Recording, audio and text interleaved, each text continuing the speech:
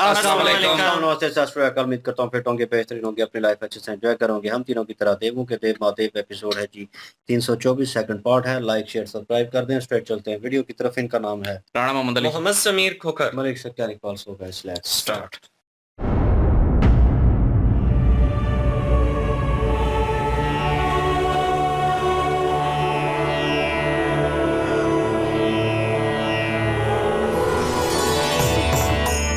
मित्र, आपकी नानी द्वारा दिए गए उपहार कब तक ऐसे ढक कर रखने पड़ेंगे? माता ने कहा है ना, शीघ्र यहाँ एक भवन बनने वाला है।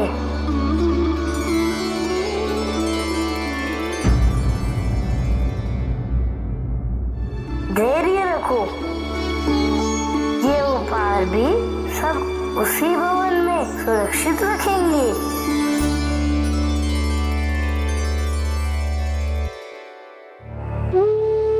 गणेश को हमसे कितनी अपेक्षाएं हैं। वो ये मान के बैठा है कि माँ ने कह दिया तो अवश्य होगा।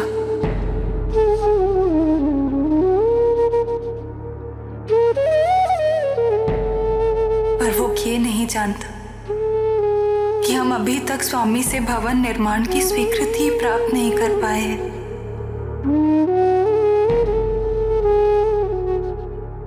हम इतनी बार निवेदन कर चुके हैं कि अब हमारे पास उनसे कहने हेतु कुछ भी शेष नहीं।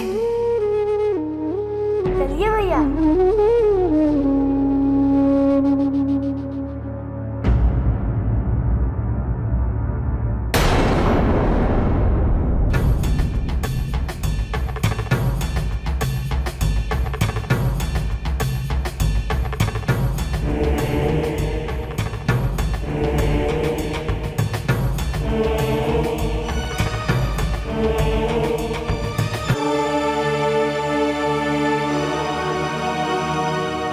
भ्राता दशानन,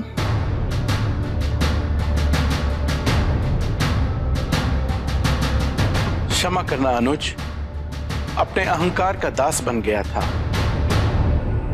महादेव के प्रति तुम्हारी भक्ति का सम्मान न कर सका। मुझे स्मरण था, फिर भी मैंने उनसे तुम्हारा प्रणाम नहीं कहा और न ही उनसे तुम्हारी भेंट कराने का कोई प्रयत्न किया मैंने। नहीं भ्राता,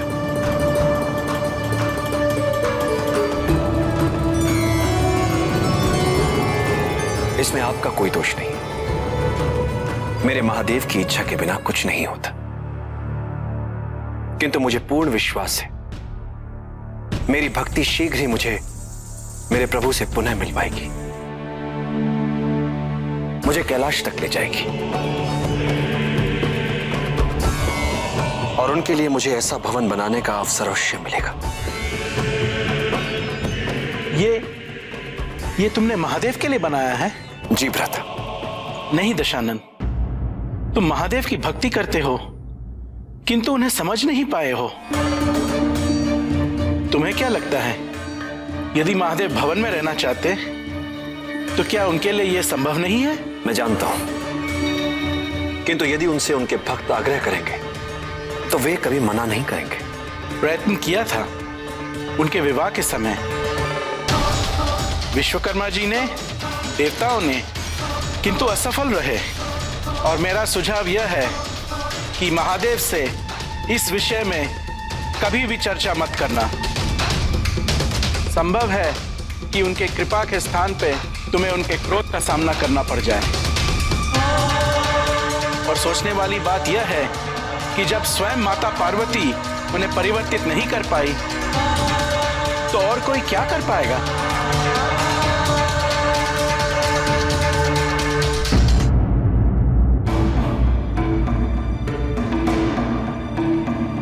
तो क्या मेरा यह स्वप्न कभी पूरा नहीं होगा?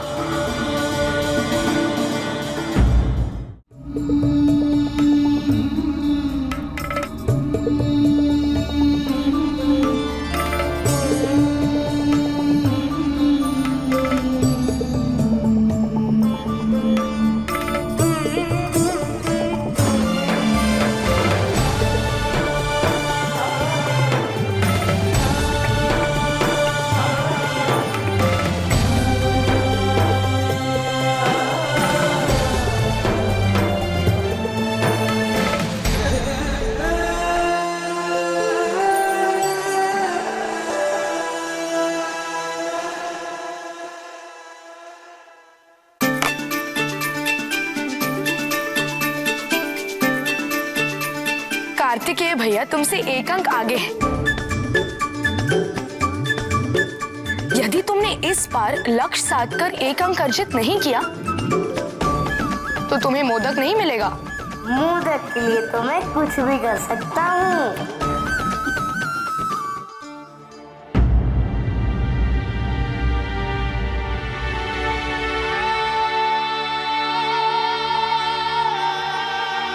तुम्हें ऐसे दुखी देखना अच्छा नहीं लग रहा है पार्वती? हम कितना भी प्रयत्न कर लें, किंतु अपने भवन का विचार हमसे पृथक होता ही नहीं है।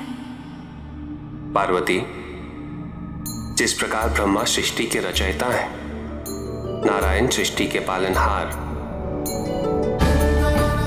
मेरा दायित्व है माया और भौतिकता का विनाश।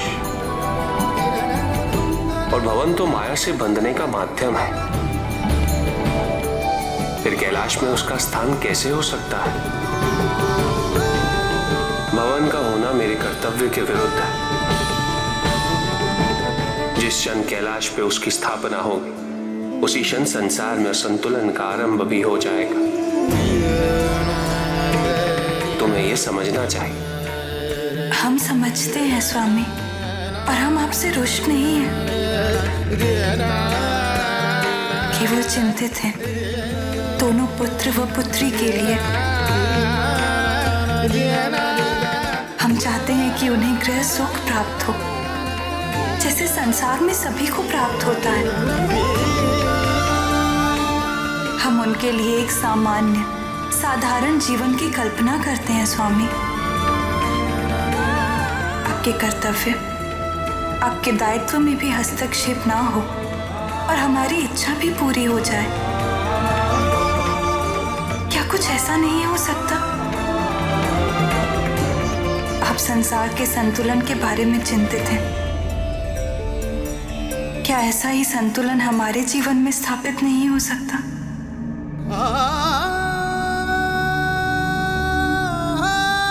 उचित है पार्वती।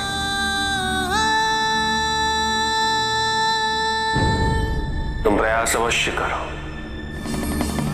इच्छा अनुसार भवन का निर्माण करवाओ। मेरी स्वीकृति तुम्हारे साथ है।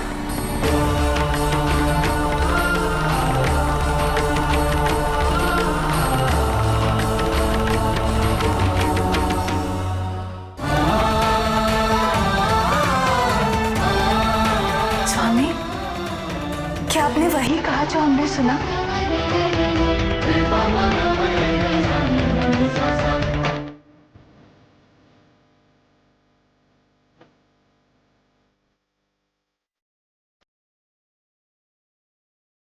धन्यवाद स्वामी।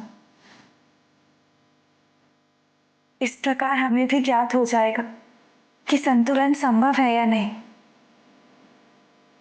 और हम आपको वचन देते हैं स्वामी, यदि संतुलन स्थापित नहीं हुआ तो हम स्वयं उस भवन का विनाश कर देंगे।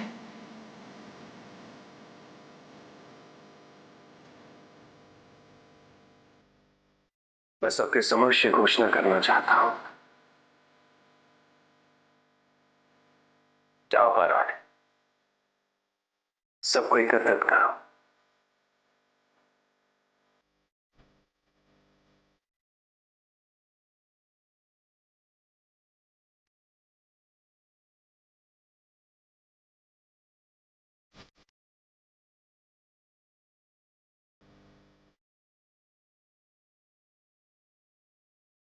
पार्वती, अभी तो भवन बना ही नहीं है और तुम उसके विचार से ही इतनी आसक्त हो चुकी हो, तो निर्माण होने के पश्चात तुम उसका विनाश कैसे कर पाओगे?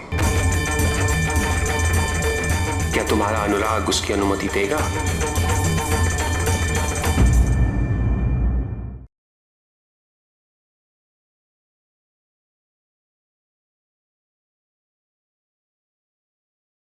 जी, यहाँ पे गणेश जी और कार्तिकेय कुमार और अशोक सुंदरी जी पधारे हैं और उनके मित्र जो हैं वो उनसे बात कर रहे थे। वो कह रहे थे कि ये जो नानी माँ की तरफ से मिले हुए तोहफे हैं, क्या ये इसी तरह से ढके रहेंगे? भवन कब तैयार होगा? तो उसके बाद गणेश जी को ये उम्मीद है, इस बात का यकीन है कि अगर माता ने ये बात कही हुई है तो बहुत जल्दी ही भवन बनेगा कैलाश पर्वत पर।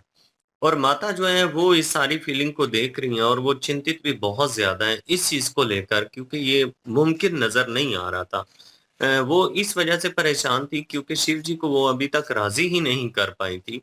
तो वो यही सोच रही थी कि गणेश जी जो हैं उनको कितनी उम्मीदें हैं मुझसे, लेकिन मैं तो अभी तक उनसे इजाज़त भी नहीं ले पाई। कैसे भवन जो है उसका निर्माण यहाँ पे कैलाश पर्वत पे होगा। तो वो इस चीज़ को लेकर फ़िक्रमंद थी। दूसरी तरफ जो दिशानन है, वो बना रहा है स्ट्रक्चर, जो जिस तरह का भवन उसको पसंद है, वो चाहता है कि इस तरह का भवन जो है वो होना चाहिए। तो वहाँ पे बता रहे हैं जी कुबेर, और कुबेर जो हैं उन्होंने उनसे इस चीज़ के लिए क्षमा माँगी है कि वो उनकी भक्ति का सम्मान नहीं कर सके और उनको उस तरह से इज़्ज़त नहीं दे सके जैसे उनकी बनती थी। और कुबेर जो हैं यहाँ पे उन्होंने ये भी कहा कि ये आप जो बनाने जा रहे हैं ना भवन शिव जी के लिए, ये आपको पता है कि वो कभी भी नहीं मानेंगे, क्योंकि इससे पहले हम कोशिश कर चुके हैं। और जो विश्वकर्मा देवता हैं, उन्होंने भी कोशिश की थी कि आपके लिए एक खूबसूरत सा भवन जो है वो होना चाहिए, लेकिन वो नहीं माने।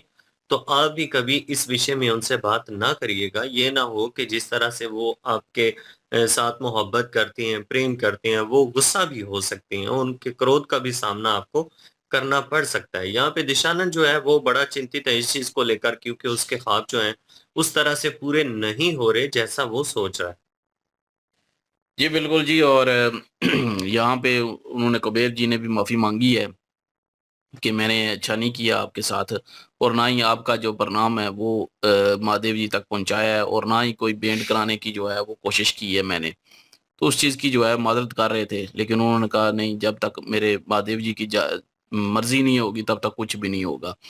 तो फिर उन्होंने वही भवन का जिक्र किया, सामने जो भवन था। तो फिर उन्होंने मना भी किया, लेकिन वो कह रहे हैं कि मेरी इच्छा कब पूरी होगी, फिर किस तरह पूरी होगी। अब मेरे ख्याल में ये कैलाश पे जाएंगे और ये बात जरूर करेंगे भवन की, अपना दशानंद जो है। तो दूसरी तरफ जो है वो भी वेट कर रहे हैं, गणेश जी भी, कि कोई भवन बने और उसमें ये सारे जो खाने हैं, आभूषण है, वो वहां पे रखे जाएं। वो कह रहे थे ना, जो मूषक थे वो कह रहे थे कब तक ढक के रखोगे इनको। तो उन्होंने जब कहा कि भवन तैयार हो जाएगा और उसके बाद हम उधर रखेंगे, फिर ढकने की जरूरत नहीं पड़ेगी। तो खैर वो उधर माता जो है वो भी चिंता कर रही हैं कि मेरे जो पुत्र हैं वो इसी उम्मीद पे हैं कि माता जो है वो भवन का निर्माण करेंगे, लेकिन माता नहीं कर पाएंगी। तो फिर शिव जी भी देख रहे थे कि माता जो है वो परेशान है, तो शिव जी ने इजाजत दे दी है। अब देखते हैं जी बनता है या नहीं बनता और कैसे बनता है। और मोदक जो है वो लेके चले गए फिर गणेश जी, और वहां पे खेल रहे हैं, और खेल जो जीतेगा ज़ाहिर है मोदक उसके होंगे। तो अब आखिरी बारी है उनकी, और वो देखते हैं कौन जीतता है वहां पे भी। बिल्कुल जी। और भवन के बारे में ये जो सिचुएशन चल रही है वो दशानंद को पता चल चुकी है, और दशानंद जो है वो स्टेप लेना चाहता, तो हमें भी लग रहा था कि कुबेर जो है इस वक्त नावान वो हेल्प करेगा। वो अपने आप को तब्दील कर चुका है, और वो जो है अहंकार और लालच और वो चीज़ जो है खत्म हो चुकी है उसमें। अब वो निर्माण करके देगा, इसकी हेल्प आउट करेगा, लेकिन उसने एक और से जो है बाधा में डाल दिया दशानंद को। और वो जो है अब उसके लिए फ़ैसला करना मुश्किल होगा, क्योंकि वो भी घबरा गया है इस चीज़ को सुनकर कि वो एक्सेप्ट नहीं करेंगे इस चीज़ को, क्योंकि माता पार्वती जी जो हैं वो उनकी बात को रद्द कर रहे हैं फ़िलवक़्त, उनकी बात नहीं मान रहे। तो आप भी ये ना हो कि अपना रुतबा खो दो तुम भी, दशानंद को कह रहे हैं। तो अभी तक प्यार का सामना किया, गुस्से का सामना नहीं किया, तो ये चीज़ जो है अब वो उस चीज़ को भी मद्देनज़र रखेगा दशानंद जो है।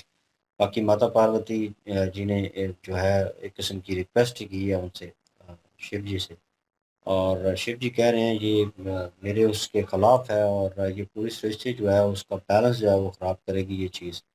तो कैलाश पे भवन बनाना और ये चीज़ जो है, तो माता पार्वती कह रही हैं कि ये बनेगा, और अगर बैलेंस बिगड़ेगा या कुछ ऐसा होता है, संतुलन ख़राब होता है, तो मैं उसको नष्ट कर दूँगी, डिस्ट्रॉय कर दूँगी अपने हाथों से। तो शिव जी एट द एंड जो दिखाया गया सीन, उसमें काफ़ी कंसर्न था उनको इस चीज़ को लेकर। वो मन ही मन में कह रहे थे कि बना तो तुम लोगी, बन भी जाएगा, लेकिन उसको हटाओगी कैसे, गिराओगी कैसे, फिर तुम्हारी अना और ये चीज़ें बीच में आ जाएंगी। तो ये होने वाला है आगे, क्योंकि उन्हें आगे जो है सारा नज़र आता है कि क्या सिचुएशन है, जो वो बार बार माता पार्वती जी को सबको रोक रहे थे।